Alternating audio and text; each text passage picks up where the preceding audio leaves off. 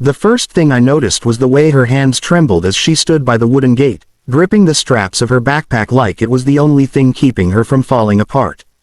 The sun was bright, the fields were calm, and the small farmhouse behind me looked as peaceful as always, but the expression on her face didn't belong in such a quiet place. It was the expression of someone who had run out of roads to walk. Her voice was soft, almost swallowed by the warm afternoon breeze when she finally said it. "I have nowhere else to go." And somehow, in that moment, without thinking, without planning, the words left my mouth before I could stop them. "Do you want to move in with me?"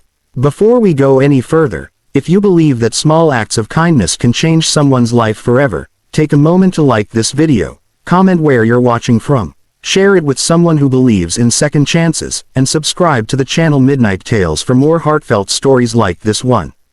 The truth is, that morning had started like any other day. I had been fixing the old fence around my property just outside town. My name is Rowan Hale, and after my parents passed away, the farmhouse became the quiet center of my life. Days were slow, mornings smelled like coffee and grass. Evenings were filled with sunsets that painted the sky orange and gold. It was a peaceful life. Maybe too peaceful. I hadn't expected anyone to walk up that dusty road. But around midday, I noticed a figure in the distance. At first, I thought it was a lost traveler. As she came closer, I saw she was young, maybe 24 or 25, with dark hair tied in a loose bun and tired eyes that carried the weight of too many sleepless nights. Her name, I later learned, was Maren Voss. She stood outside the gate for several seconds before speaking, as if deciding whether she had the right to even ask a question. There was something about her posture that told me she wasn't used to kindness anymore. She explained slowly that she had been staying with a relative in town, but things had gone wrong. Very wrong. She had lost her job 2 weeks earlier, and the person she had trusted most had told her she was no longer welcome. The small backpack she carried held everything she owned now. Clothes, a notebook, a photograph. That was it. She wasn't asking for money. She wasn't asking for food. She was simply trying to figure out where to go next. But the truth was, she didn't have anywhere. And something about that broke my heart in a quiet way. Maybe it was because I understood loneliness better than most people. After losing my parents, the farmhouse had felt enormous and empty. The silence of those rooms sometimes felt heavier than any noise. So when the words came out, "Do you want to move in with me?" I surprised both of us.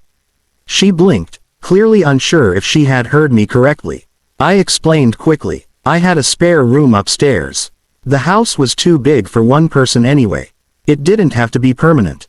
Just somewhere safe until she figured things out. For a moment, the wind rustled through the tall grass, and neither of us spoke. Then something changed in her eyes. Not relief. Something deeper. Hope. The first few days were awkward, as you might expect. Maren moved into the small room at the end of the hallway. She was quiet, careful not to take up too much space, as if she was afraid the kindness might disappear if she wasn't careful. But slowly, the house began to feel different. Mornings started with 2 cups of coffee instead of 1.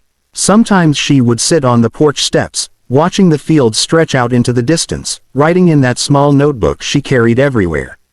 Other times, she helped repair parts of the garden my father had once cared for. One afternoon, while pulling weeds together under the warm sunlight, she told me something that stayed with me.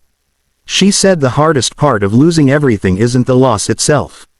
It's the feeling that nobody notices you're gone. That sentence sat in my chest for days. Weeks passed, and the farmhouse began to breathe again.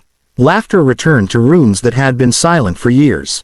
The kitchen filled with the smell of fresh bread she learned to bake from an old recipe book we found in the cupboard. Little by little, the shadows in her eyes faded. But life rarely changes without testing you first. One afternoon, a black car pulled up the gravel road. Maren saw it first from the window, and the color drained from her face. The man who stepped out was someone from her past, the relative who had thrown her out. He had come looking for her, not because he cared, but because he wanted something she had left behind. Documents tied to an inheritance she didn't even know she had. The confrontation was tense, filled with words that hung heavy in the air. For a moment, I thought she might crumble under the pressure. But she didn't. Instead, something remarkable happened. Marin stood taller than I had ever seen her stand before. She refused to return to a place where she had been treated like she didn't matter. She refused to live under fear again.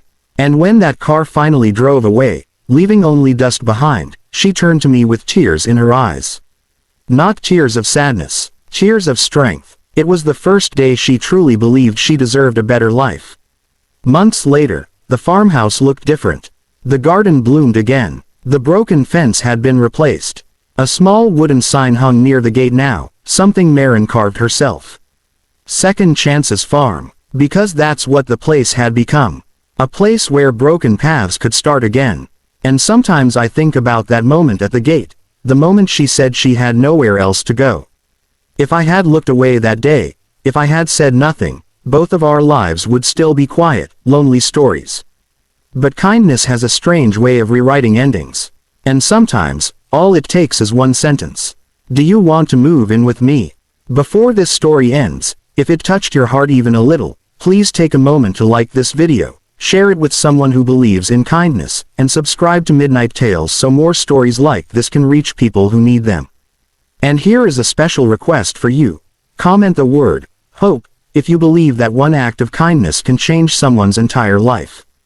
Because somewhere out there, someone might be standing at a gate right now, holding a small backpack, wondering if anyone will open the door. And maybe, just maybe, someone will. Heart.